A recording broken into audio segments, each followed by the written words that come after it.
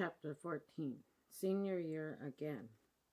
I started in January and the semester seemed about 5 minutes long. My GTC teacher hooked me up with a job in Mapleton, Oregon as an intern for the office. I was the official person to back up the front desk receptionist for her lunch hour. For 1 hour a day, I had to answer the phones and write out burn permits. The phone system had 5 incoming lines and 2 hold buttons. Good afternoon, Mapleton Ranger District. This is Jennifer. On 5 lines. Wow. I would have to use the intercom system if the phone call was kicked back to the front desk, and I had to repeat it twice. Lots of talking for just 1 hour, 5 days a week. Whew. The Grateful Dead was hosting a free concert at the end of August. Mapleton Ranger District was the closest office to the concert. We had everyone and their brother trying to get a permit for camping through our office. It was a free concert for all with a first come, first served, no reservations.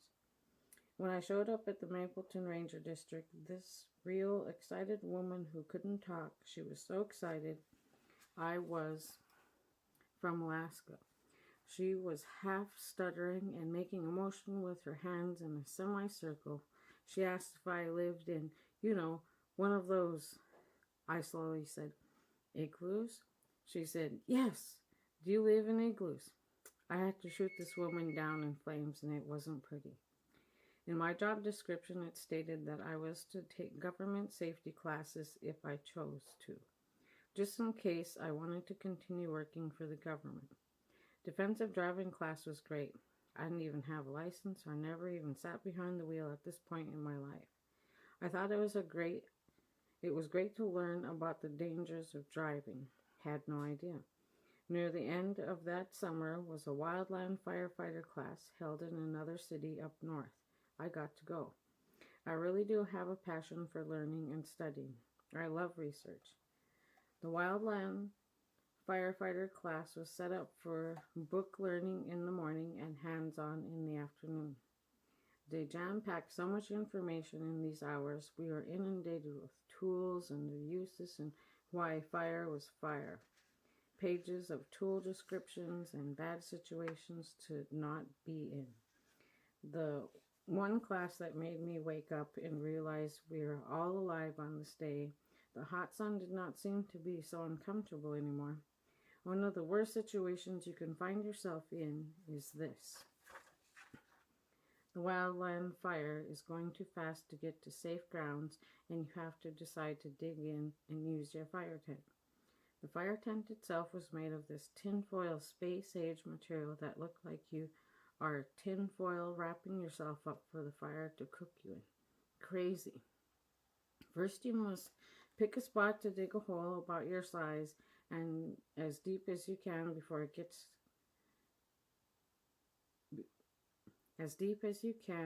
get it before the fire gets too close. Then you get in and drape this fire tent over you and hold down the 4 corners as the wildland fire rips and burns the area above you. Not sure how long it takes to burn out the area around you before it is safe. Amazing. Yes, people have used the fire tents and lived to tell the tale. The instructor took one look at me and said that I should partner up with someone and lay on top of them for added weight. No doubt.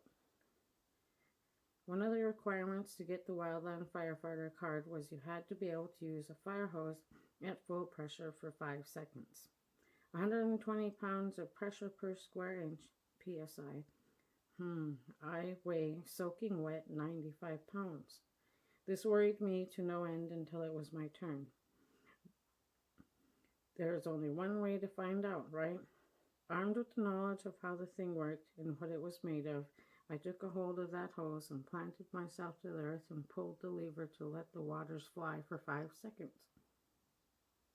Next day was the book testing day, and they were going to set a fire in the forest for us to put out, so we have some real experience with fire. What? I guess I did not hear that part when I signed up for the class. Was that in the fine print? Wildland firefighter class just took it up a notch on the heat. Wow. They provided you with a backpack and a list of stuff to pack in it. Not the size backpack you used to school for your books. This backpack was a hunting backpack you would use to survive for 2 weeks out of in the bush of Alaska. Seriously, the list had very few personal items in it. The other stuff included 2 sets of Nomex gear. This included button-up shirts and button-up pants that were very thick.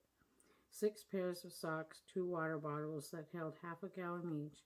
They suggested to flavor the water with lemon or lime because water warm is gross. You were also required to use 5-pound each steel toe boots. I was a sight to behold, no doubt. Yellow hard hat, safety glasses, Nomex gear on, a water bottle on each hip, work boots, my 50-pound hunting backpack, and armed with a Pulaski. Wildland firefighter Jennifer at your service. We made the 6 o'clock news in Seattle for being brave enough to take the class. When it was time to go back to Mapleton, some of the other employees had signed up for a company softball tournament that was to happen in the next week. They had invited me to go along to be one of the team, signed me up. One of the fellow employees taught me how to hit the ball out of the park. Not that I did that day, but I knew how. Back to work because you can't always be having fun. A week or so went by and one of the forest interns came knocking on my door before dinner. I answered the door and he said very calmly, "Excuse me, but you are wanted on fire." I said, "Excuse me, on fire?" Sayusala National Forest was burning. Wait a minute, I live in the Sayusala National Forest. It is my backyard. No dinner or nap today. I was wanted on fire. I flew upstairs and grabbed my 50-pound hunting backpack filled with my water bottles and squirted lime in them, and away I went. On fire. The camper did not put out his fire completely out in the fire pit and left. This is the number one fire starter, is the one that you think you have put out. Pour water on it, bury it with sand or mud, anything, people. The wildland firefighters were there so fast that it was contained in the first couple of days.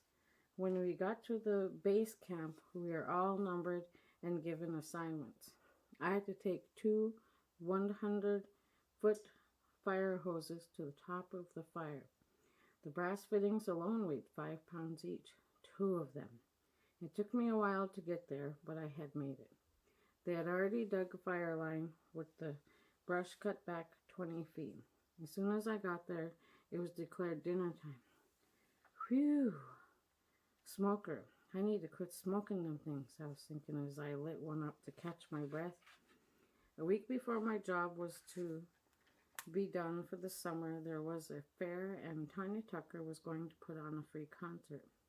Wow, I had been listening to her music since I was a kid. Score.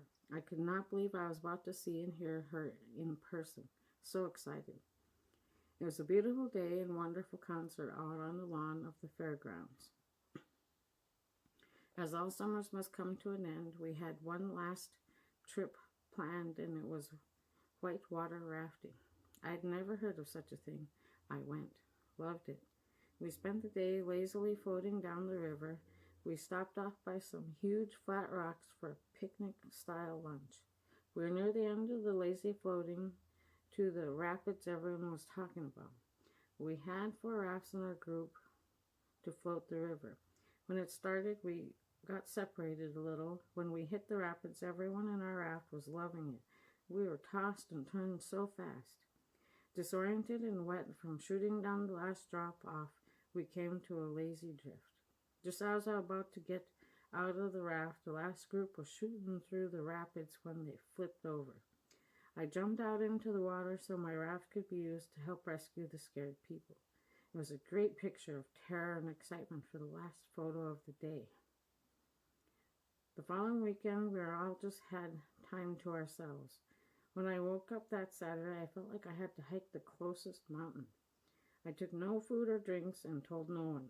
There is a road up most of the easy enough with my bike. As I was getting near the top, I passed a couple and they said they had seen a black bear a while back. I kept going. Climbing and climbing, it was getting past time to get to the top to get back before dark. Almost there, man. I got there satisfactory. I made it to the top spot and took in the view. I sat there for about an hour and realized the moon was coming up. Awesome. I headed back to the place and stopped off at the local burger joint for a reward of wonderful food. After some were covering the front desk at lunchtime, I come to find out no one understood what I said on the intercom.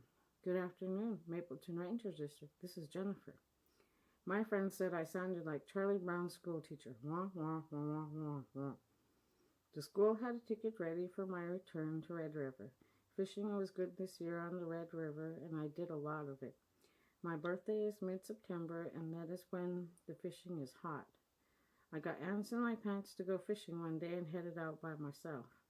They were taking too long, so I took off for the mouth of the Red River hours earlier than everyone else.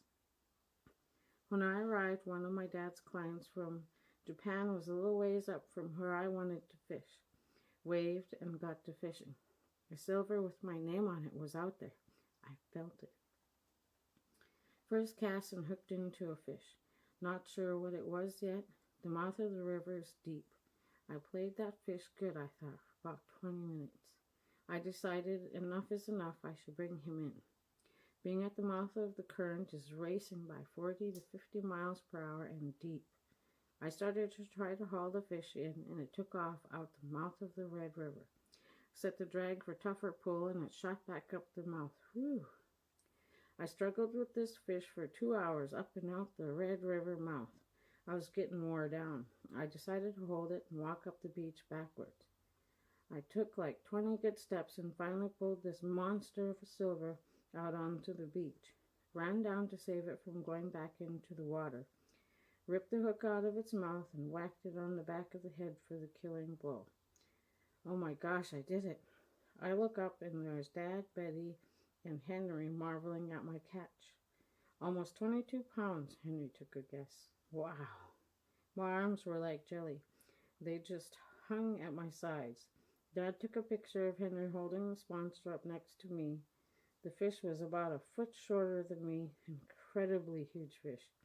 The following year, my big catch was on the cover of my dad's Camp Rat card. I'm famous all over the world. Bragging rights and autographs to be given later. The next day, I was to begin my journey back to school for my last year of high school. Mark Air was giving away free round-trip tickets from Seattle to anywhere in Alaska. I won. School had a different feel to it now. I was going to walk away with a diploma when I left. I could smell the salty Hawaiian air as I started the first day.